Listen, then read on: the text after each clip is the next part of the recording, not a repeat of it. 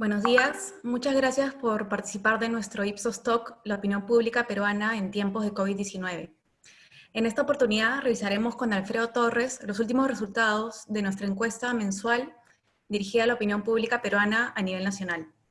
En esta oportunidad nos acompañan como panelistas Mariale Campos, politóloga y columnista del diario El Comercio, y Eric Sablich, abogado, analista político y ex subdirector del Comercio.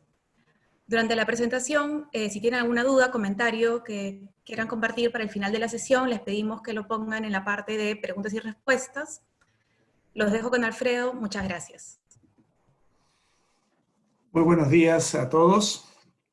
En estos tiempos de confinamiento ha habido una explosión de webinars. Les agradezco que les haya interesado este. Como mencionaba Lucía, Ipsos tiene una serie semanal sobre diversos temas que congregan a distintos públicos según sus áreas de interés. En esta oportunidad, algunos clientes nos pidieron un análisis más detallado de nuestra última encuesta mensual a la opinión pública, que ya cumplió 36 años de hacerse de manera ininterrumpida, lo que constituye, hemos podido confirmar, la serie más larga de encuestas en América Latina. Y es un estudio que ocurre, digamos, en momentos especialmente difíciles, porque estamos en confinamiento ya más de 60 días, y además a un año o menos de las próximas elecciones, que como saben siempre han sido en abril. Este año quizás sean en mayo, pero en todo caso ya estamos con el tiempo encima. ¿Me escuchan, por favor? Sí, se te escucha, Alfredo. Gracias. Bueno, para comenzar, quisiera pues agradecerle la presencia en el panel de estos dos amigos, Mariale Campos y Eric Sablich. Ambos reúnen la doble condición de haber sido nuestras contrapartes en la sección política del Comercio en los últimos 2 años. Hemos trabajado juntos con ellos en muchos de estos cuestionarios que ustedes hoy conocen, y luego de su alojamiento del diario han continuado como columnistas. Así que ahora que ya yo no escribo en el Comercio, me da gusto pues, ver sus columnas porque muchas veces tienen buenos análisis del trabajo de las encuestas. Además, Mariale también fue antes una destacada investigadora en Ipsos. La encuesta este mes ha sido compartida, ustedes la habrán visto ya en algunas de sus expresiones en América Televisión, en RPP y en 4 diarios del grupo El Comercio. Así que lo que vamos a tratar de hacer hoy es interpretar algunos de estos resultados y profundizar en otros de manera más integral, ¿no? Vamos a cubrir 4 temas. El orden va a ser el siguiente. Primero empezaremos por la evaluación de la gestión pública, luego veremos las actitudes que tiene la ciudadanía frente al COVID-19, luego algunas preguntas sobre la reactivación económica que nos parecen bastante importantes porque es lo que se viene, lo que ya es indispensable además, y finalmente las perspectivas para el 2021. Quisiera empezar con una pequeña reflexión metodológica. Normalmente no nos tenemos mucho en la ficha técnica, pero esta vez es importante porque, como ustedes saben, no estamos haciendo encuestas cara a cara. Cuando no se hacen encuestas cara a cara, hay otros métodos alternativos que son conocidos desde hace mucho tiempo y se usan mucho además en el mundo. Como se imaginarán, hacer encuestas cara a cara ya era algo bastante inusual en Europa, en Estados Unidos, por el tema de costos. En el Perú también habíamos empezado a hacer encuestas online y encuestas telefónicas hace algún tiempo. Sin embargo, estas 2 metodologías tienen algunas limitaciones. Las encuestas online llegan pues hoy día al 65% de la población urbana, más o menos el 50% de la población nacional. Es decir, son muy buenas para recoger opiniones de los niveles socioeconómicos A, B y C, un poco del D, pero no mucho más. Entonces, está claro de que no incluyen o subestiman en todo caso la opinión de la población de menores recursos. La encuesta telefónica llega un poco más, llega más o menos al 85% de la población urbana, en el ámbito rural un poco más de la mitad, digamos. Entonces, es mejor, pero tiene el inconveniente de que cuando se hace con grandes call centers, lo que se termina haciendo es una muestra aleatoria que tiene validez a nivel del universo de estudio, pero puede haber omisiones en algunas regiones o subestimaciones, subrepresentación, digamos, de algunas zonas, ¿no? no garantiza la dispersión. Entonces, lo que nosotros hemos hecho es un método híbrido, una técnica mixta, aprovechando nuestra gran red de encuestadores que tenemos a nivel nacional, ¿no? Tenemos encuestadores en todas las ciudades y en el caso de Lima en todos los distritos de la zona metropolitana. Entonces, lo que estamos haciendo es un muestreo muy parecido a la encuesta cara a cara, que es estratificado por regiones, luego con selección por conglomerados a nivel distrital, y finalmente lo que hacemos es una selección de los encuestadores, que son ellos los que van a tener que hacer las encuestas en su distrito, en su zona de residencia, por teléfono en la mayor parte de los casos, a veces también online. Entonces, de esa manera garantizamos una representatividad geográfica importante. Los encuestadores tienen tablets georreferenciadas, los supervisamos a ellos, digamos, escuchamos las grabaciones de sus entrevistas, así que tenemos plena certeza de la calidad del trabajo, y nos permite además trabajar muy rápido. Esta encuesta, por ejemplo, se ha hecho en solamente 2 días, el 14 al 15 de mayo. Esto, la verdad, es un beneficio que tenemos gracias a la gran red de encuestadores que hemos construido a lo largo de los años. No es fácil de replicar, pero aprovechando que lo tenemos, lo hacemos. Yendo ya a resultados, ¿qué cosa es lo que vemos en primer término? Vemos, pues, esta situación que a algunos sorprende, ¿no? De una aprobación tan elevada del presidente Vizcarra. Es sorprendente porque, si bien es cierto, estas situaciones de crisis generan normalmente incremento en la aprobación de los líderes políticos si manejan bien, digamos, su enfrentamiento a la crisis. Imaginémonos, por ejemplo, conflictos internacionales. En el pasado hemos visto en muchos países este tipo de resultados. En el caso nuestro, ya van 3 meses con cifras muy altas. La primera medición que hicimos en marzo tenía 87, luego cayó 83 y ahora 80. Honestamente nos sigue sorprendiendo las cifras tan altas, pero digamos, lo que esto estaría revelando es que el presidente maneja muy bien su comunicación personal, ¿no? Sus diálogos o conferencias, digamos, diálogos es un decir, sus presentaciones en televisión al mediodía han sido muy bien recibidas por la ciudadanía, lo hemos medido en una encuesta anterior, y eso claramente le está funcionando hasta el momento. No hay grandes diferencias por regiones o por niveles económicos, solamente en el nivel A hay un sector un poco más crítico, 1/3 de la población es un poco más crítica con el presidente de la actualidad. Respecto al gobierno, sí hay una brecha. Si ustedes ven esta serie gráfica, el gobierno ha estado, durante todo el tiempo de Vizcarra, que él ha estado aprobado la mayor parte de los meses. En el caso del gobierno más bien ha sido lo contrario, ha estado desaprobado la mayor parte de los meses. Estas últimas mediciones, sin embargo, ya con la cuarentena, el presidente ha jalado hacia arriba la aprobación del gobierno, aunque todavía con una brecha, o sea, hay una distancia entre la aprobación presidencial, que anda por el 80%, y la del gobierno, que anda por 65%. Y acá también el nivel A es el más crítico. Ahí hay un 40% de personas que ya desaprueba la gestión del gobierno, es la gente normalmente más informada, y entonces empieza ahí una posición más crítica respecto de su desempeño. Nosotros podemos suponer que esto va a irse acentuando en los próximos meses conforme se hacen más evidentes los errores cometidos o las carencias del Estado peruano para atender la doble crisis que estamos enfrentando, la crisis de salud y la crisis económica que ya estamos viviendo, ¿no? Este es uno de los resultados más sorprendentes, quizá para muchos de los que me están escuchando ahora, que es la aprobación del Congreso. Y es el mejor ejemplo de por qué no debemos confundir la opinión de los líderes de opinión, digamos, los columnistas, los opinólogos, la prensa en general, con la del ciudadano de a pie. La mayoría de los que escriben y de los que estamos en este foro, digamos, incluyéndome, tenemos una posición muy crítica del desempeño del Congreso. Sin embargo, la realidad, como vemos en estas encuestas, es que el 52% de la ciudadanía lo aprueba. No debería sorprendernos en la medida en que lo que está haciendo el Congreso justamente es un populismo que, por lógica, lo que hace es hacer cosas que la gente va a aplaudir, ¿no? Nos parece mal en función de sus consecuencias en el largo plazo, pero en el corto plazo le está funcionando. Quizás la gran diferencia con el Congreso anterior es que el Congreso anterior subrayaba su confrontación con el gobierno. En cambio, este Congreso soslaya un poco la confrontación y subraya más bien, o destaca lo que podríamos llamar una competencia en el populismo. O sea, si el Ejecutivo es populista, el Congreso lo es más. Y entonces no queda tan claro para la ciudadanía que el Congreso esté actuando mal, porque no está obstaculizando aparentemente la labor del gobierno, sino que está yendo más allá, está compitiendo con él en medidas populistas. Y además tampoco ha habido pues ningún gran escándalo de corrupción, como ha habido en congresos anteriores, que eso era otro de los factores que lo perjudicaba.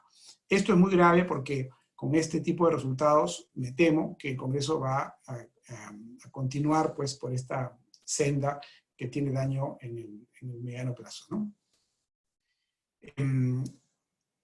Resultados, digamos, por niveles económicos, ahí se ve como el nivel A, por ejemplo, ya es muy crítico, y el nivel D es donde mejor le funciona este discurso populista. Que por otro lado, es el reflejo de lo que fueron las elecciones, ¿no? La gente votó por propuestas relativamente populistas, el gobierno no presentó una lista, y las propuestas que eran un poco más serias, pues no tuvieron mayor respaldo electoral. Esto, en otras palabras, pues, es un anticipo de lo que puede pasar dentro de un año en las elecciones generales. El Poder Judicial sigue desaprobado en su mayor parte, aunque si ustedes ven en abril y mayo, hay una ligera subida, y eso tiene que ver con que siempre cuando el presidente está en un nivel muy alto de aprobación, hay como un arrastre general a todas las instituciones, pero digamos, sigue siendo desaprobada su desempeño. Los ministros también vienen jalados, digamos, por el apoyo popular al presidente, pero con diferencias, ¿no? La ministra de Economía es la más popular, tiene niveles de aprobación de más del 70%, y en donde vemos una caída importante es en el ministro de Salud, Víctor Zamora, ha sido destacado ya por varios diarios, incluso en portada, porque es quien debe pues encabezar la lucha por defender la salud de los peruanos, y ha cometido muchos errores, contradicciones que se han puesto en evidencia, y eso le está costando en aprobación popular. En cambio, la jefa del comando COVID-19, Pilar Macetti, ya lo está superando en apoyo, a pesar de que es un cargo recientemente designado y no tendría por qué ser tan conocida. El alcalde de Lima no le va mal en términos de aprobación, ha caído un poco el último mes, pero sigue estando en términos generales elevado, aunque como vamos a ver más adelante, eso no se refleja en intención de voto. Entonces, es una aprobación, digamos, de baja intensidad. ¿Cuáles son las razones por las cuales la gente apoya al gobierno? La verdad, lo fundamental ha sido la rápida reacción contra el COVID-19, que fue, digamos, decretar la cuarentena relativamente temprano, el 15 de marzo, antes de otros países de la región, y a su vez prolongarla. Las veces que hemos medido el apoyo a la cuarentena en encuestas anteriores, en ambos casos, en marzo y en abril, la población estaba ampliamente de apoyo con la idea de la cuarentena, con la idea del toque de queda. Otras razones que mencionan como para aprobación, digamos, tienen que ver con la entrega de bonos económicos, que, bueno, digamos, muchos han recibido de sectores populares, ya mencioné lo del toque de queda, y algunas acciones más específicas, como haber habilitado la vía panamericana para el tratamiento de los pacientes del COVID-19. Por el lado negativo, lo más evidente para todos ha sido que no se ha logrado controlar las aglomeraciones, por ejemplo, en los mercados, y eso ha sido una fuente de contagios. Eso sí ya es un consenso, apoya, digamos, lo percibe mucha gente. También se menciona, fue evidente al comienzo, la demora en tomar pruebas para detectar a los contagiados, aunque eso se ha corregido después, ahora estamos haciendo muchísimas pruebas, pero al comienzo hubo una demora, digamos, evidente. El bono universal, algunos lo festejan, otros pues critican que no ha sido realmente universal, que algunos no lo han recibido, y también para todos ha sido claro que tuvimos un problema con las camas de ventilación mecánica, se está avanzando, pero estamos realmente en el límite con las justas, en fin, ¿no? Y otros mencionan esta idea que después fue corregida de salir a comprar un día a hombres y otro día a las mujeres. Entrando a las preguntas sobre el COVID-19, esta vez lo que hemos hecho es preguntar por la cuarentena de esta manera. si quieren que continúe la cuarentena en todo el país, solo en las ciudades de alto contagio, o que se levante la cuarentena en todo el país. La posición que gana es la intermedia. O sea, ya es insostenible una cuarentena a nivel nacional, esperemos que el gobierno también lo vea así, pero en todo caso la opinión pública es de la opinión de que podría ser razonable mantener la cuarentena o el confinamiento, que sería más correcto decir, en algunas ciudades, como por ejemplo Iquitos, ¿no? O algunas ciudades del norte, de la costa norte, que están realmente en problemas muy serios, concentrar ahí los esfuerzos, ¿no? Y liberar otras zonas, como por ejemplo en el sur del país, donde hay muy poca tasa de contagio, o en Lima, donde ya se está, digamos, aplanando la curva, y permitir que más gente salga a trabajar, ¿no? Eso es algo que, digamos, es más evidente para la gente que vive en el sur del Perú, por ejemplo, que siente que no tiene por qué estar confinada, pero en general la mayoría es de esta posición. Aún así, llama la atención que hay un 36% que el miedo predomina y prefieren que continúe el confinamiento en todo el país. Lo de los mercados, pues, ha sido notorio. El gran problema que hemos tenido de contagios viene de los mercados, no se ha sabido administrar, y sin embargo aquí la gente exculpa al gobierno central. Para la mayoría, el problema ha sido o los comerciantes o las municipalidades.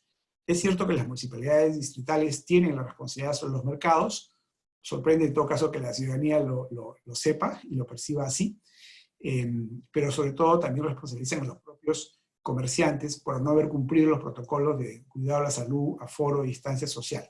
Este es un dato interesante porque la gente sí percibe que los supermercados, por ejemplo, han sido mucho más cuidadosos. O sea, aquí hay una diferencia entre el mercado popular y las tiendas más formales, más grandes, ¿no?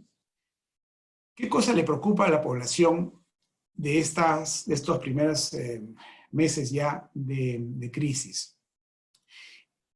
La reducción de ingresos económicos hoy día preocupa más el temor al contagio. O sea, hay mucho temor al contagio, por eso es que la gente apoya los confinamientos.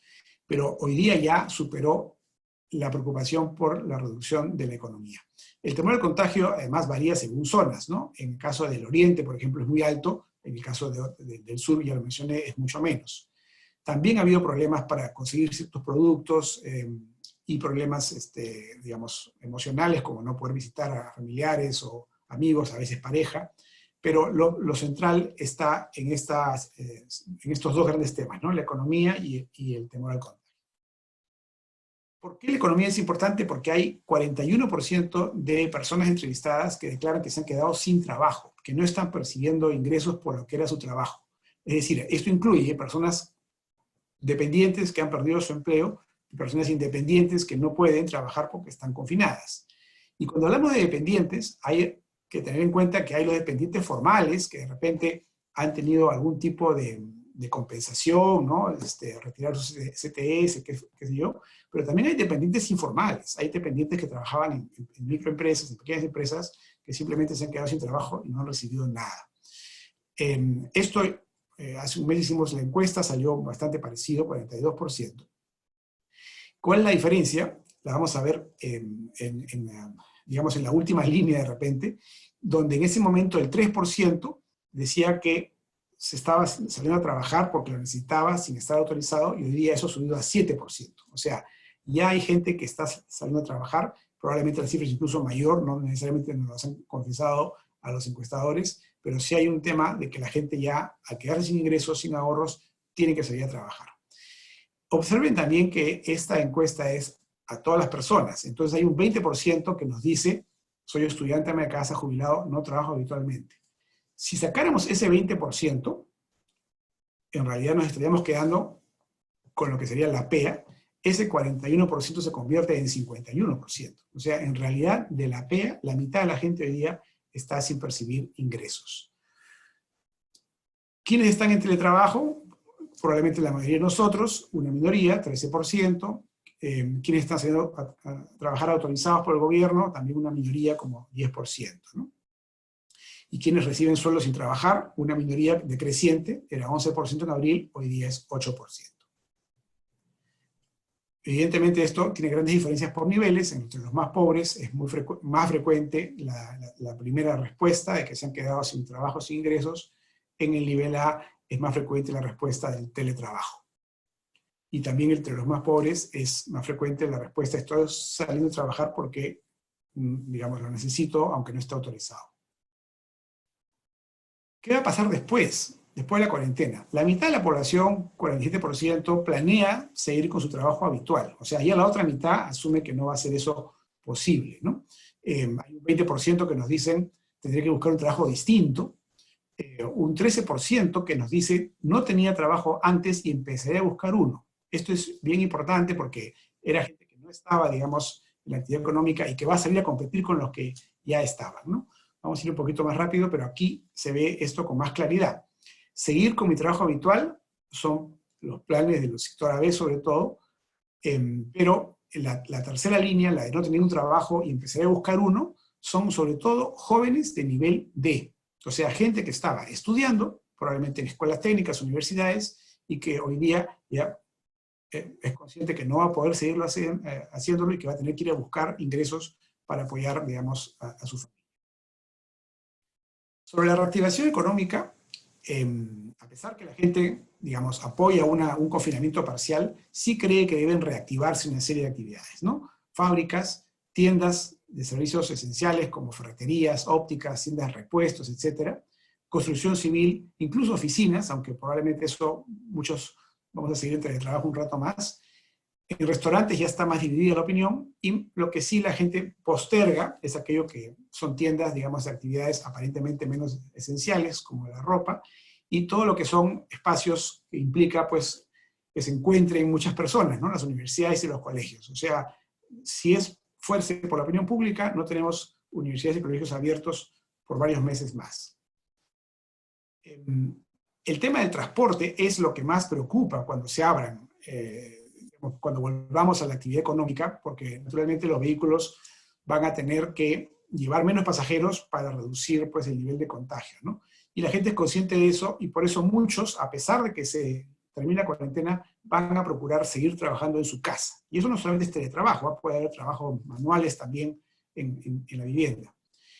También hay apoyo a la construcción de ciclovías o la ampliación de veredas, hay que añadir un poco más, y al comercio electrónico y el delivery. Son los temas que tienen más apoyo. El tema de automóviles particulares o incluso taxis tiene un menor apoyo porque en realidad lo que pasa es que en los niveles A y B hay mucho apoyo y en el resto de niveles sociales no es un tema, digamos, que preocupe mucho, ¿no?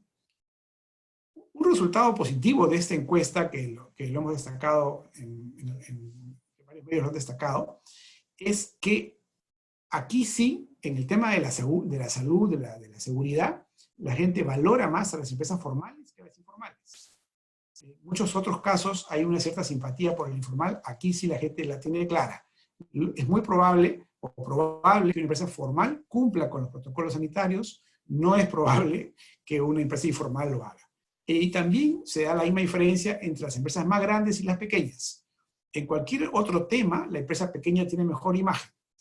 La gente se solidariza con la pequeña empresa, pero cuando estamos hablando de nuestra salud como consumidores, el contraste quizá entre supermercados y mercados populares ha sido tan evidente que hoy día la gente dice es más confiable que una empresa grande cumpla los protocolos sanitarios que una empresa pequeña. Entonces ahí hay una oportunidad para las empresas que, digamos, bueno, cumplir con esta expectativa, ¿no? Entrando ya al 2021. Yo sé que esto inquieta a muchos, hemos estado los últimos 2 meses concentrados en el COVID-19, pero ya tenemos que empezar a mirar un poco más adelante, volver a empezar más adelante. Y aquí lo primero es que las elecciones internas no van a poder producirse como estaba planeado originalmente por los confinamientos, pero sí es posible hacerlas de una manera, digamos, online, como muchas de las decisiones que se están tomando en estos días. Pero más allá de eso, lo importante para la ciudadanía es que éstas sean organizadas por la OMPE y supervisadas por el Jurado Nacional de Elecciones. O sea, sigue habiendo una gran desconfianza en los partidos, en la manera como tradicionalmente ellos han elegido sus candidatos, que siempre ha sido, pues, muy oscura, ¿no? Con asambleas amañadas en muchos casos. Entonces, si el Congreso tendría que hacer algún cambio en el proceso de elección de los candidatos en función, digamos, de la situación del COVID-19, no debería perder de vista esta demanda ciudadana, que es que sean organizadas por la OMPE, supervisadas por el jurado, con base de datos de la RENIEC, digamos, que garantice una cierta elección democrática. Pero yendo a la pregunta que más les inquieta a todos, que es la intención de voto, aquí lo que tenemos es una situación bastante incierta todavía, porque encabezan las encuestas dos personas que no sabemos si quieren ser candidatos, que nunca han sido candidatos presidenciales, o sea, son dos figuras relativamente nuevas. Felizmente personas, digamos, moderadas, del centro político, digamos, pero, digamos, no hay ni un esbozo, ¿no?, de plan de gobierno, porque ni siquiera son candidaturas confirmadas. De hecho, es probable que al menos una de ellas no vaya a concretarse, ¿no? El tercero es Daniel Urresti. Daniel Urresti sí es una persona que ha insinuado que sería candidato presidencial, ya está en el Congreso, ya lo intentó una oportunidad anterior con el Partido Nacionalista, y él aparece hoy día tercero en la intención de voto con un poco más de apoyo en Lima, lo cual es natural porque él fue candidato a la alcaldía de Lima y quedó en segundo lugar. Pero eso es cuestión de tiempo que consiga un apoyo similar en el interior del país. Los demás candidatos están mucho más débiles y hay un ninguno muy grande, sobre todo en el interior del país. Ese ninguno muy grande es el que hay que mirar con más atención, porque ahí, en el ninguno, es donde está el candidato antisistema. O sea, la gama de opciones que le hemos puesto es muy amplia. Inclusive dentro de otros aparecen otros nombres como Ollanthumala, Alberto Bengolea, Rafael Rey, Jorge Nieto, Marco Arana. Y hemos puesto en meses anteriores otros nombres más. Ninguno llena. Entonces, ese ninguno es un espacio que el candidato antisistema puede ocupar y, como sabemos, eso suele aparecer al final. Si vemos esta evolución, las preguntas en los meses anteriores eran ¿por qué candidato simpatiza más? Es la primera vez que preguntamos por quién votaría. Pero en términos generales son comparables, por eso hemos hecho este cuadro que lo ve así. Y ahí se ve cómo Forsyth ha crecido en los últimos meses como alcalde en La Victoria, ha capitalizado, digamos, la posición que tiene en la gestión municipal y ha sido visible una serie de intervenciones que ha tenido y entonces hoy día se le ve más líder, ¿no?, que antes. Hasta marzo no despuntaba, ahora yo diría que ya está despuntando. Del Solar es el segundo, se mantiene más o menos en una posición constante a lo largo de los meses, desde su renuncia al primerato en esta escena en el Congreso que todos recordamos, ¿no? Urresti es un firme tercer lugar, un sólido tercer lugar, pero no ha crecido como algunos especulaban que podía hacerlo, lo cual no quiere decir que no pueda hacerlo en los próximos meses. Keiko Fujimori, en cambio, se ha ido diluyendo. Y eso que estamos hablando de los últimos meses. Si regresáramos al año anterior, pues ella andaba arriba del 20% de apoyo hace un par de años. Hoy día vemos que se ha diluido del 10% en diciembre al 4% actual. Es posible que Urresti le haya quitado parte de ese respaldo. A pesar que Urresti es más antifujimorista que fujimorista, sin embargo, la demanda por un líder mano dura, digamos, que Urresti la ofrece bien, y ese espacio en parte lo ocupaba el fujimorismo anteriormente, ¿no? Los demás nombres están muy abajo. El alcalde de Lima, como decía, puede tener una aprobación, pero es una aprobación ligera porque no se refleja la intención de voto. Y los ex candidatos, Julio Guzmán, Alfredo Barrenechea, Verónica Mendoza, César Acuña, están muy abajo. Es verdad que están silenciosos, como hoy día destacaba un diario, están silenciosos, pero yo creo que además hay un desgaste, digamos, generalizado para todos los que han participado en el política en el pasado, que tiene que ver con todo el escándalo de corrupción que hemos vivido, ¿no? Entonces, es como que la población quisiera, digamos, jubilar a todos los políticos tradicionales y buscar, cifrar sus esperanzas en políticos nuevos. Pero repito, el grupo de ninguno es el que más debería preocuparnos. Y debería preocuparnos por lo que vemos en este gráfico, los invito a ver la línea de ninguno, crece en el nivel E.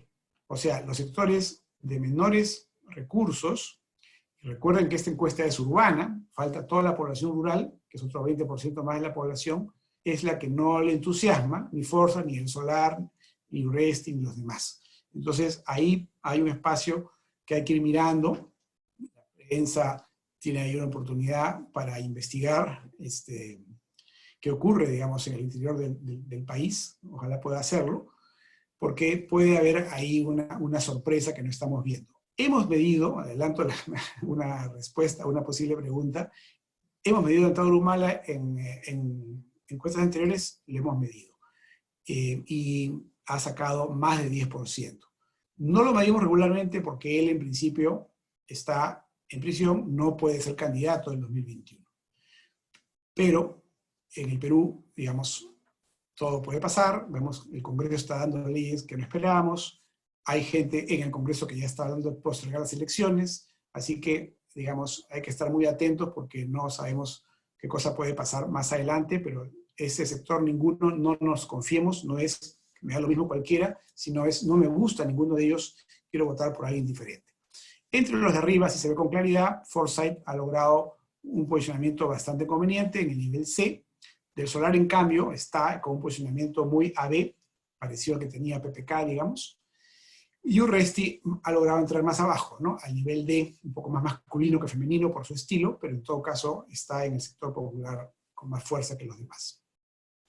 Entonces, como conclusiones, antes de pasar a las preguntas, la primera es que, antes de pasar al panel, la primera es que el presidente Vizcarra conserva una aprobación elevada, pero la creciente crisis sanitaria ya afecta al Ministerio de Salud y el malestar podría extenderse pronto al gobierno en su conjunto.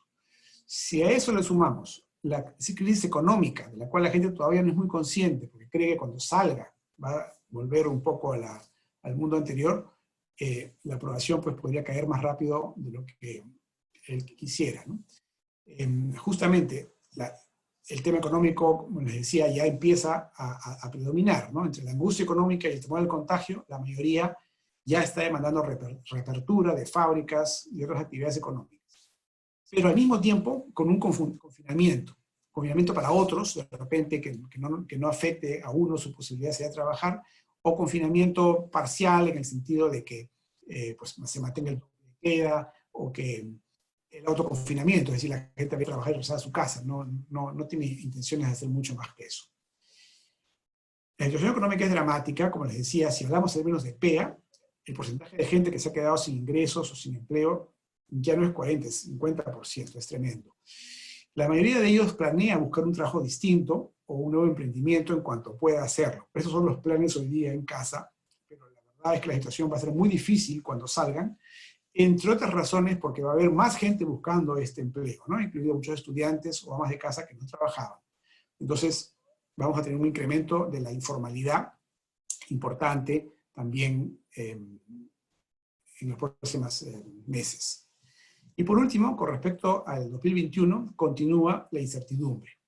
Si bien no hay candidatos formalmente inscritos en ningún caso, los nombres con más simpatías son de tendencias moderadas, me refiero sobre todo a los dos primeros. Pero, y ahí es un gran pero, a casi un tercio de la población no le gusta ninguno de los nombres voceados. Por lo tanto, ahí hay un bolsón, sobre todo en los sectores populares, sobre todo en el interior del país y en el ámbito rural, que no está bien en esta encuesta, pero lo hemos medido en encuestas anteriores, que podría apoyar a un candidato antisistema. Bien, con esto termino mi presentación y le pediría pues a Mariale Campos que arranque con sus comentarios.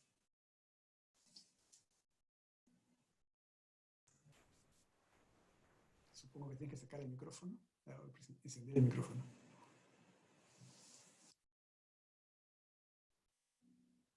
Muchas gracias, Alfredo. Le damos el pase a María Alejandra Campos para que nos comente sus impresiones de estos resultados.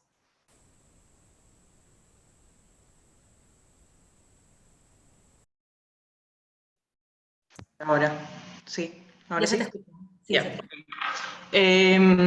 A ver, gracias, Alfredo. Creo que están súper interesantes los resultados.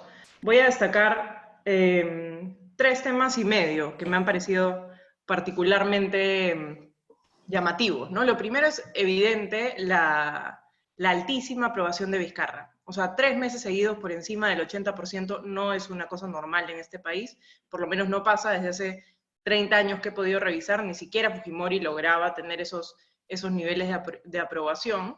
Y creo que este tema parte porque las expectativas de la población hacia Vizcarra no tienen que ver con el gobierno, tienen que ver con él como individuo, y puede ser que tenga que ver con la forma en la que llegó al gobierno en primer lugar, ¿no? No fue un presidente electo, nadie nunca esperó mucho de él, se esperaba que se enfrente al Congreso, se enfrentó al Congreso, se esperaba que haga algo con el COVID, hizo algo con el COVID, y creo que son, digamos, los dos temas mínimos que la gente esperaba, que han sido además como grandes gestos, ¿no? Cerrar el Congreso, poner a todo el país en cuarentena, y con eso la población parece darse por satisfecha. Entonces, ves que la aprobación del ministro de Salud cae 20 puntos, pero su jefe sigue en un récord histórico de aprobación. Creo por eso que es poco probable que el teflón de Vizcarra se agote hacia el final de su gobierno. Creo que evidentemente va a sufrir a medida que la situación se ponga más pesimista, porque efectivamente la situación económica va a ser terrible hacia fines de año y la gente se va a dar cuenta que, ok, esto no era una cosa temporal de un par de meses, sino el país acaba de cambiar, ¿no? Creo que eso lo va a afectar, pero creo que lo va a afectar poco, ¿no? No veo un escenario en el cual Vizcarra termina su gobierno con 30% de aprobación. O sea, yo creo que sigue por lo menos por encima de 60 hasta llegar a diciembre, y luego empieza la carrera electoral, y sabemos que meses antes de las siguientes elecciones, los presidentes suelen tener un rebote porque la gente ve al siguiente que está viniendo y dice, uff, no, el que tengo ahorita no es tan malo, ¿no? Entonces, a Vizcarra no le debería ir mal en lo que le queda de su gobierno, y más bien va a poder disfrutar de este espacio político amplio, de este capital político que ha logrado cultivar. Lo segundo que me parece interesante es las expectativas económicas de la población, ¿no? O sea, por un lado hay esta gran preocupación por haber perdido los ingresos, pero da la impresión que no se dan cuenta todavía de la gravedad de la situación. Es curioso, por ejemplo, que la ministra de Economía tenga también una aprobación histórica altísima, por encima del 70%, pero que no se valore Reactiva Perú. Reactiva Perú es una razón de aprobación del gobierno que tiene un dígito de relevancia. Entonces, ¿qué cosa es lo que se está valorando del manejo económico del gobierno? No me queda claro. Creo que la expectativa de la población es poder regresar a la normalidad más rápido de lo que efectivamente se va a poder, y que cuando hay este desfase entre expectativa y realidad, expectativa de, bueno, voy a salir a conseguir otra chamba, voy a poner un emprendimiento, voy a conseguirme algo que hacer, y cuando se den cuenta que la calle está dura y que no hay de dónde conseguir empleo, y que van a tener que tener un empleo muy precario, va a haber una presión muy fuerte hacia las empresas, desde el Congreso además, para generar medidas populistas que alivien un poco los bolsillos de los ciudadanos en lo inmediato, ¿no? Luego lo tercero es el caso de Muñoz, del alcalde, que lo pasaste rapidito, y creo que me llama la atención porque Muñoz era una de las piezas del éxito de Acción Popular hasta hace unos meses, ¿no? Acción Popular era la marca política que mejor desempeño tenía, habían logrado salir primeros en las elecciones parlamentarias, tienen la presidencia del Congreso, tenían a Muñoz con una gestión que estaba siendo, digamos, bien evaluada en general por la población. Sin embargo, lo que cosechó Muñoz en la epidemia parece estarse ya desinflando con su falta de notoriedad en los medios. No tuvo mucha presencia con el tema de Hacho y luego se diluyó.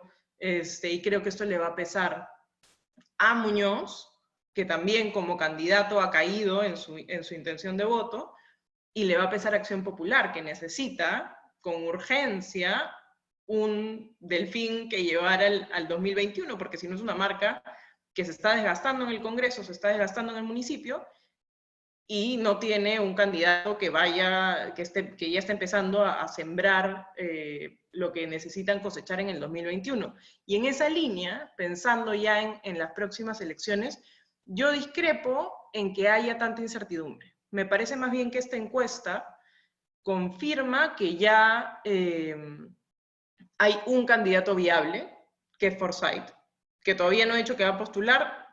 Realmente una cosa es estar primero en las encuestas un año antes y otra muy distinta es lograr ganar la elección. Nunca ha pasado excepto, o sea, en este siglo, excepto con Castañeda en las municipales, las anteriores a las últimas. Pero con más de 20% de intención de voto ya es un candidato que no podemos llamar un enano.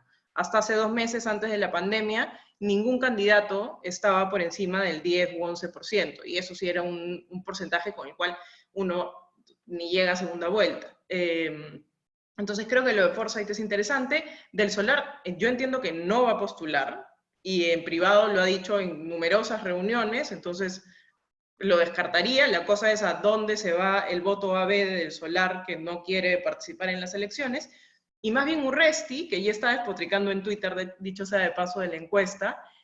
Creo que es un gran hallazgo que no haya subido ni un punto en la pandemia. O sea, mientras Forsyth casi duplica su intención de voto de marzo a abril y la mantiene ahora en mayo, Urresti no se mueve un punto. Entonces, toda la bulla que ha hecho en el Congreso no le ha logrado cosechar, no le ha logrado retribuir con capital político que lo pueda poner en una mejor posición para las elecciones del 2021. Con lo cual, intuyo, ya no tiene mucho más que hacer, porque ya salió a gritar, ya sacó medidas populistas, a menos que haga algo mucho más populista de lo que ya ha hecho. Creo que va a ser complicado, y es complicado también un Congreso tan fragmentado, en una bancada que no lo apoya particularmente. Es difícil que consiga más protagonismo del que ya tuvo. Entonces yo descartaría una subida significativa de Urresti en esta campaña. Todavía hay espacio para que aparezca un outsider, sí, en verdad en este país nunca puedes descartar nada, pero me parece poco probable que eso ocurra porque no va a haber publicidad, no va a haber mítines. Entonces va a ser una campaña de muy baja intensidad, más allá de que las elecciones sean en abril, en mayo o en junio. Va a ser una campaña bien tibia, ¿no? Así que por ahí yo tendría mis dudas sobre si hay la posibilidad de un gran candidato antisistema que aparezca atropellando a última hora.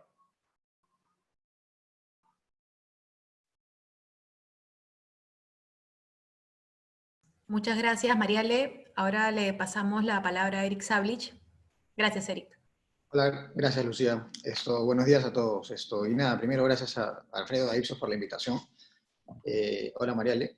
Como decía Mariale, efectivamente hay cosas bien interesantes en esta encuesta, en particular en este contexto de tanta incertidumbre con la pandemia encima, ¿no? O sea, yo quisiera concentrarme en 3 temas. El Vizcarra, un poco el tema de Congreso y qué se puede venir en la relación Vizcarra-Congreso, y hablar algo del 2021, a pesar de que es algo prematuro, pero también, como Mariale, creo que más o menos se va pintando la cancha, por lo menos. En cuanto a Vizcarra, pues sí, pues 80% aprobación. Alfredo mencionaba una disonancia a veces entre lo que hace el Congreso y lo que está haciendo, y lo que opinan los líderes de opinión, los medios de comunicación. Creo que eso también existe con respecto a Vizcarra. Su nivel de aprobación es brutal, a pesar ya de que la mayor parte de expertos consideran que hay defectos en gestión, hay defectos en cómo se ha tratado la pandemia, en cómo reactivar la economía, y que no se trasladan a la responsabilidad de Vizcarra, ¿no? A la popularidad de Vizcarra. O sea, esta pregunta sobre los mercados, por ejemplo, es bien interesante. La gente primero culpa al comerciante o culpa a las municipalidades distritales, que es verdad que hay un tema de competencias ahí entre entidades, pero no culpan al gobierno. Solamente 9% culpa al gobierno sobre un tema que, nada, al día 45 apareció como un foco de contagio cuando era evidente desde la primera semana que ahí había un gran problema y que se estaba enfocando, pues, las cosas en detenciones sin mucho sentido, ¿no? Yo creo que Vizcarra ahí capitaliza esta sensación de que efectivamente tomó una decisión drástica y oportuna al momento de dictar la primera cuarentena. La gente se ha quedado con esa imagen, no llega a asociar todavía los estragos, ¿no? o o a ponerse a pensar en el tema de los estragos económicos. Hasta el momento hay mucho miedo, mucha preocupación. La primera preocupación es la salud. Y Vizcarra tomó la decisión correcta para cuidarnos a todos, ¿no? Entonces, como en otras ocasiones, cuando Vizcarra planteó reformas de justicia, reformas políticas, que en verdad eran más efectistas, y cuando uno iba al fondo no eran tan buenas, prohibir la reelección de los congresistas no es bueno para el sistema, la reforma de justicia en realidad no tenía nada en concreto, el tema de la reforma política estuvo básicamente concentrado en inmunidad para favorecer esta dinámica de confrontación con el Congreso. Aquí la gente tampoco está pasando a ese plano de análisis, ¿no? Como es comprensible, porque hay sectores, efectivamente, pues esto no se mide producción, pero que si uno pregunta cómo está la gestión de la ministra de Producción o la ministra de Trabajo en un sector más informado, pues estos saldrían claramente desaprobados, ¿no? También creo que Vizcarra, o sea, poco a poco probablemente vaya bajando de popularidad, pero a un punto en el que no le sea peligroso, ¿no? Yo no sé si 60, y pienso más en 50, que era como que se movía entre 45 y 50.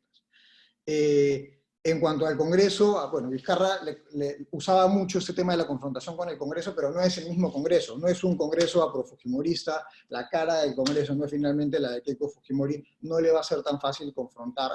Y efectivamente, como también mencionaba Alfredo, el Congreso no está yendo por la confrontación directa, salvo estos gestos de ayer o antes de ayer de Merino, el presidente del Congreso, y de APP, de amenazar con una censura a Vicente Ceballos, en los que ya retrocedieron, ¿no? Pero un Congreso, además, con 52% de aprobación o 50% de aprobación, no es lo mismo que un Congreso absolutamente detestado, desaprobado, vilipendiado, como el Congreso que dominaba Fuerza Popular hasta hace poco. La dinámica del Congreso ha terminado siendo sorprendente. O sea, uno veía los resultados de las elecciones y sí quedaba una sensación de preocupación por dónde podía venir la mano del Congreso. Podían pensarse en riesgos regulatorios moderados, era un Congreso con muchas bancadas, difícil que se pongan de acuerdo, iban a competir entre ellos los congresistas y las distintas bancadas, están pensando en el 2021, cada uno va a querer destacar. Lo que ha hecho la pandemia es concentrarlos a todos en una misma dinámica, no se están peleando entre ellos, están queriendo salir en la foto a como de lugar.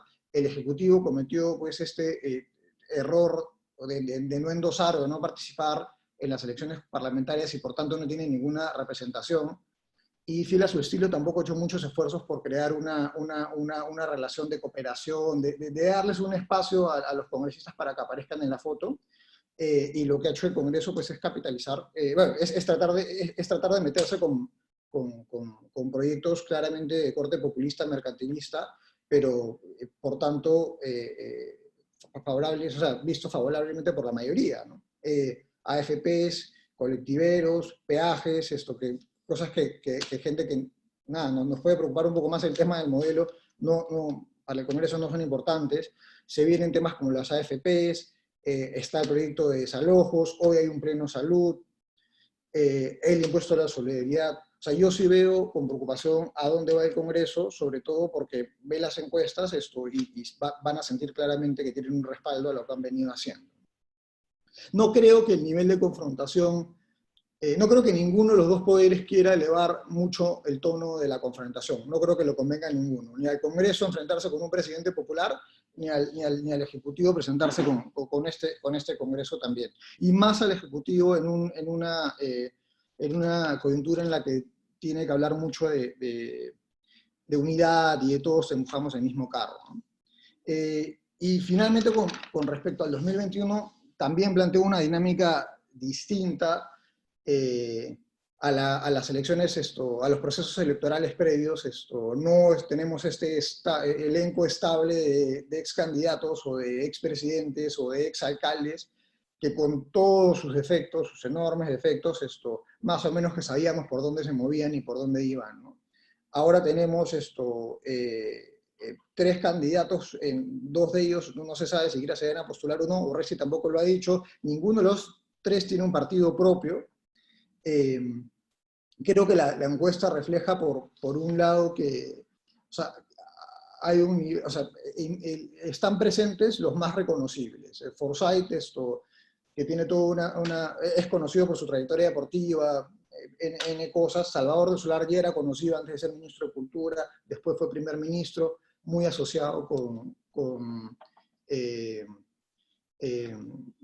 Vizcarra, podría tratar de ser quien por endoso recibe ese favoritismo. Y Urresti, que ha sido ya, bueno, ha participado en las municipales y ahora en las congresales, antes de su ministro del Interior. Yo veo con más preocupación, o con más posibilidades Urresti de crecer que las de Mariale. 1 millón de votos, parte con una base de 1 millón de votos en la alcaldía de Lima, 580.000 en las últimas congresales.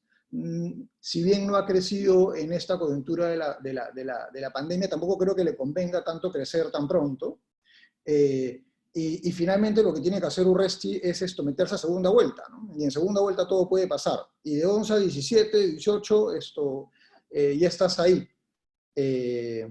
Entonces, sobre todo, si del Solar, efectivamente yo también hasta el momento entiendo que no participaría. No se lanza, no queda muy claro quién más entra a competir. Hay un espacio para un outsider, los insiders, Acuña, Barnechea, Julio Guzmán, Verónica Mendoza, Keiko, están de 4 para abajo.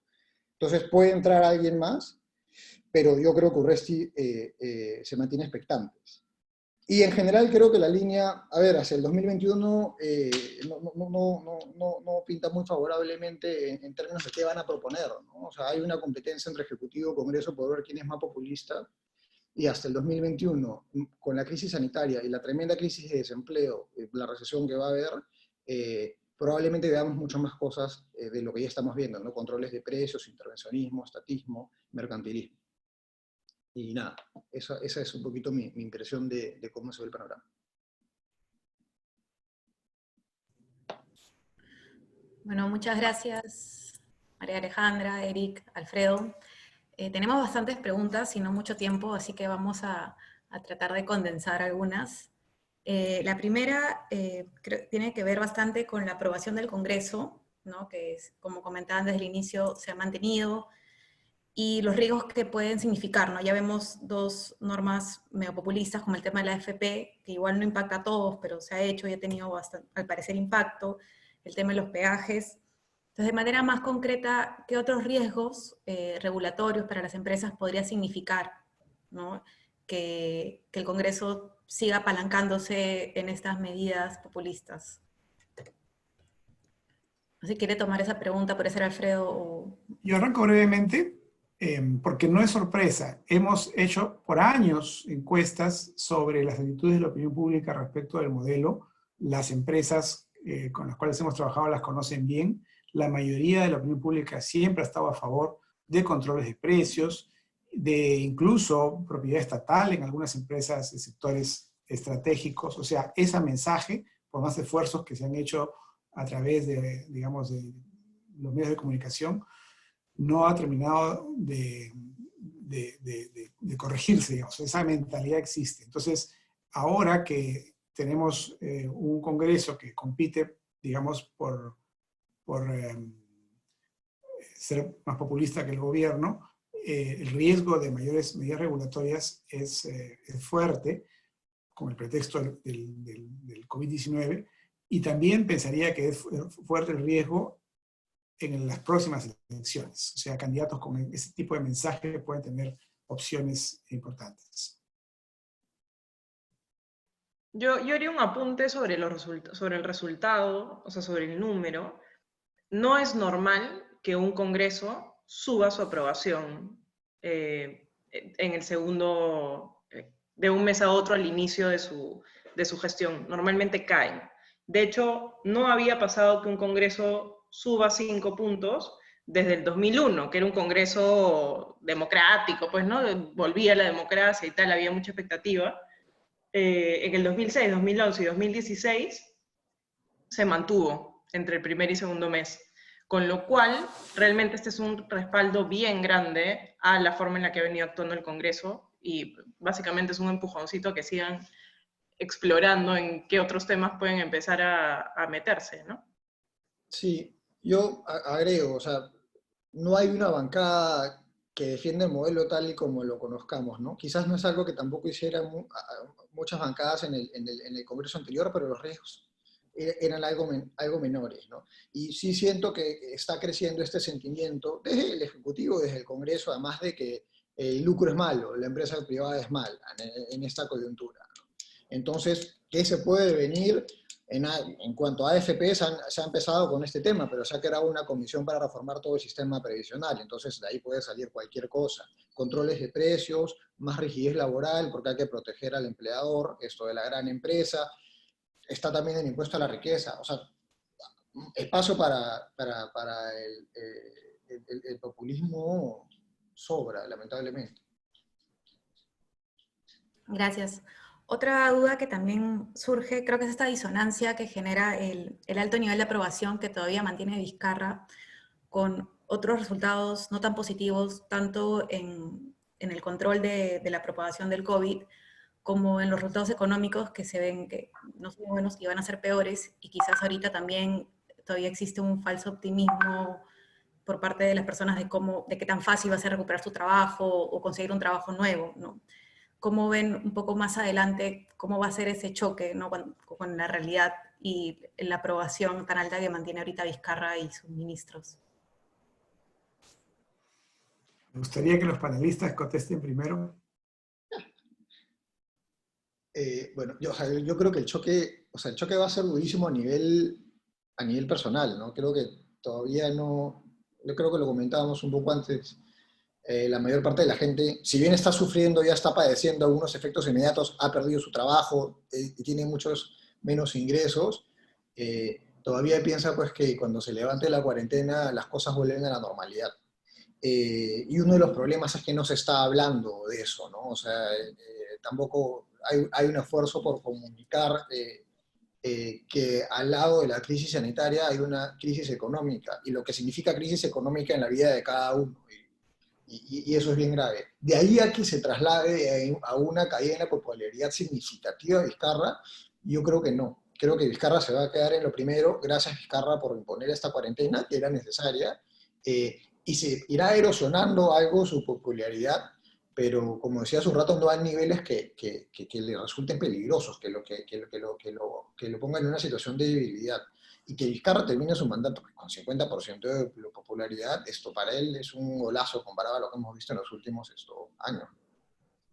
Sí, yo creo que lo más interesante de esa tensión entre las necesidades de la ciudadanía y la aprobación de Vizcarra va a ocurrir dentro de su gabinete. Porque Vizcarra no es un tipo que sea fan del modelo, tampoco, pues no, ni como decía Erika hace un rato, súper pro empresa, inversión privada. Vizcarra se va acomodando según viene la marea. No es un tipo de izquierda, tampoco es un tipo de derecha, es un político sumamente pragmático y tiene un gabinete bien heterogéneo. O sea, tú sientas a conversar a María Antonieta Alba y a Silvia Cáceres y parecen de dos gobiernos distintos. Entonces, creo, o a Vicente Ceballos, ¿no? Digamos, creo que hay mucha heterogeneidad ahí y Vizcarra va escuchando según conviene por la coyuntura, pero tal vez llegue un punto en el cual escuchar a María Antonieta Alba le resulte menos interesante que voltearse hacia Silvia Cáceres y ver, bueno, cómo hacemos para recuperar la aprobación con medidas más, más inflexibles de regulación laboral, ¿no? O sea, creo que cómo se muevan las fichas dentro del gabinete va a ser un fenómeno interesante en lo que resta del año. Bueno, ya para terminar, porque no tenemos mucho tiempo, voy a condensar varias preguntas ya con miras a las elecciones del 2021, ¿no? Y ahí hay varias preguntas. Primero, bueno, ¿cómo se ven las elecciones, la segunda vuelta, ¿no? ¿Cómo se va a dar en este contexto también de COVID y de que no hay tanto espacio para nuevos candidatos? ¿Qué oportunidades hay que aparezcan candidatos en estos nuevos personajes que están apareciendo ahorita, expertos de salud, ¿no? Principalmente, ¿no? Que están teniendo una mayor plataforma, que por ahí podrían surgir algunos perfiles políticos? Y también un par de preguntas bastante relacionadas a quién podría heredar más o menos el capital político de Vizcarra, si es que hay alguien que podría heredarlo, ¿Y qué tan presidenciable es la ministra más popular del gabinete ahorita, ¿no? Que es la ministra de Economía? Bueno, empiezo yo. Sí creo que el espacio para que surjan nuevos candidatos está hoy día en las personas con presencia mediática, porque esta es una campaña donde no va a haber mítines por el confinamiento y donde no va a haber tampoco publicidad en los medios de comunicación masiva por la ley electoral que tenemos ahora. Entonces, aquellos candidatos nuevos con potencial son gente que logre tener alguna presencia mediática por otras razones, ¿no? Y efectivamente, los médicos, de algún médico podría salir un candidato, ¿no? De algún héroe que tenga un rol espectacular en la policía, o hasta un bombero podría aparecer alguien. De los ministros, efectivamente, hoy día la que tiene mayor aprobación es la ministra de Economía. Su imagen es sumamente técnica, no ha desarrollado mayor, trabajo político todavía, ni siquiera con la propia prensa, hace pocas declaraciones, pero sí tiene un potencial para más adelante. Aunque la economía va a estar tan mal en los próximos meses, que es muy difícil que una persona que ejerce ese cargo tenga pues una perspectiva política en el corto plazo, ¿no? Más aún que ella no va a tomar las banderas del populismo, que es lo que la gente va a estar demandando, ¿no? Yo diría que por ahí va la cosa. Lo que sí creo es que es importante observar la discusión sobre si vamos a tener una vuelta o dos vueltas. En el pasado, la segunda vuelta ha sido siempre el candado que ha impedido que un candidato extremo, por ejemplo, Humala 2006, llegue al poder. Si la ley electoral cambia para que se decida, producto del coronavirus, como incluso proponen algunos expertos muy reconocidos como Fernando Tuesta, tengamos una sola vuelta, el riesgo de un candidato antisistema ganando la elección en primera vuelta con 30 puntos y es grande, ¿no? O sea, es algo que habría que mirar con atención. A ver,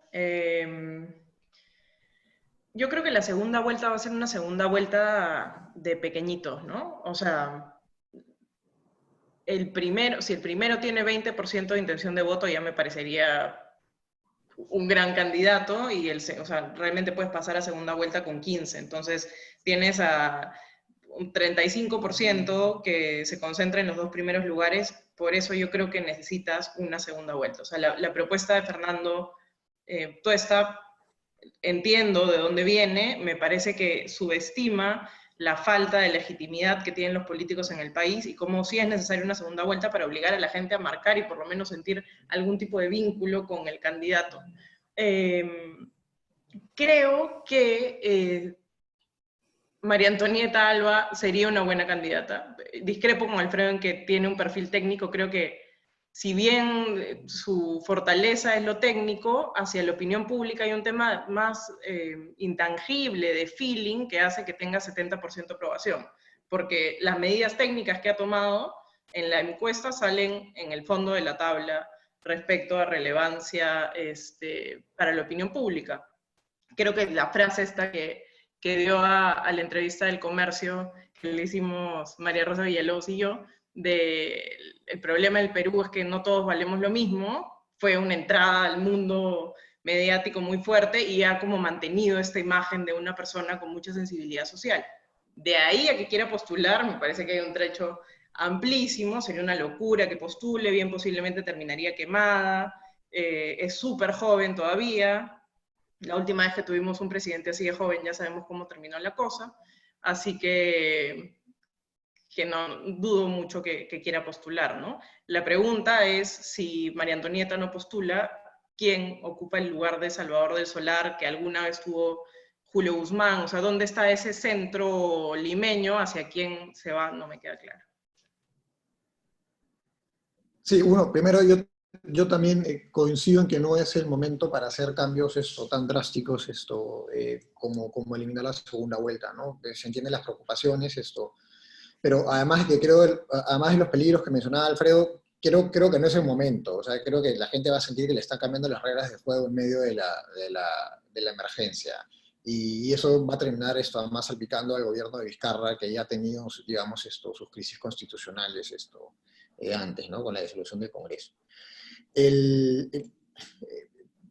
También, o sea, sigo con lo de el tema Tony Alba. Yo por un lado veía, claro, si Salvador del Solar postula y Tony Alba postula, ahí hay una superposición, ¿no? Si no postula ninguno de los dos, efectivamente es quién ocupa ese lugar, quién ocupa el lugar del centro, quién podría ser pues el mal menor frente a un Urresti, que yo creo que tiene posibilidades de crecer en el corredor del autoritarismo y de los outsiders, hay que ver hacia dónde va, o alguien parecido a Urresti. Y ese candidato no está claro. Guzmán veo muy difícil que logre recuperarse. Acción Popular viene bien con la marca, pero ni siquiera se sabe quién va a ser su candidato. No creo que Raúl Díaz Canseco ocupe ese lugar de centro moderado. Creo que Barnechea tampoco. Entonces está difícil ver qué va a pasar ahí. Acuña tampoco es un gran candidato por sus propias limitaciones, en una campaña en la que además no va a poder hacer mítines y le va a ser más difícil comunicar.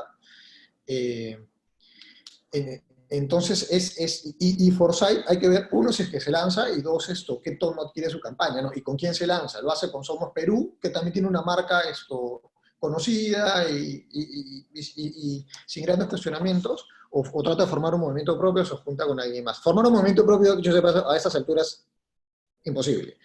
Para empezar, porque no se van a poder recolectar adherentes, ese tipo de cosas. Pero ese es el tema, ¿no? Como decía Mariale, ¿quién va a ocupar el centro, ¿no? ¿Quién termina siendo el mal menor? Ya no con un fujimorismo al frente, pero en una segunda vuelta, de verla. Bueno, ya volamos el tiempo, quedan varias preguntas que, bueno, igual podemos ir conversando después, siempre quedamos atentos, cualquier correo que le quiera enviar a Alfredo o cualquier otra persona de Ipsos para poder conversar. Les agradecemos nuevamente, Mariale, Eric, por su tiempo, por sus comentarios, igual Alfredo. Muchas gracias a todos por participar. Como saben, esta encuesta es mensual, ¿no? Entonces seguiremos viendo la evolución de estos resultados en los siguientes meses. Muchas gracias. Gracias. Gracias a todos. No, gracias.